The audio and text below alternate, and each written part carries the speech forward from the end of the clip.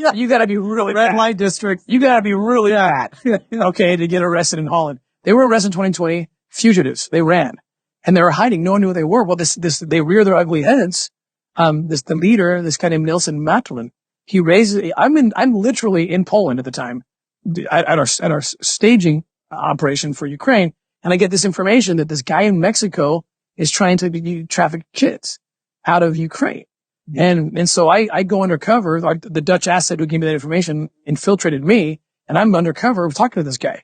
Well, in the end, we ended up, in fact, just yesterday, 2 of the guys were convicted in Ecuador because it led us to Ecuador, a child sex hotel, these pedophiles from Holland and set up.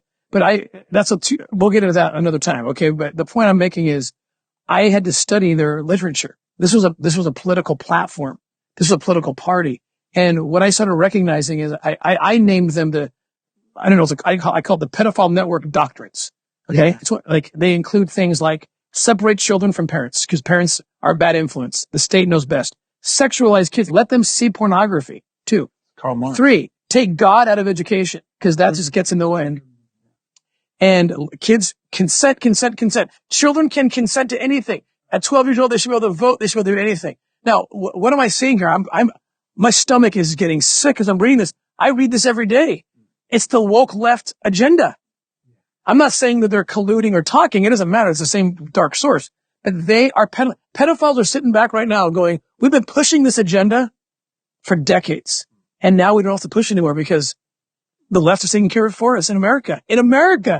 And this whole trans voice on children. Again, I'm libertarian. Adults, do what you want. I'll fight for your right to do whatever you want. Okay. In terms of adult, I'm talking about children.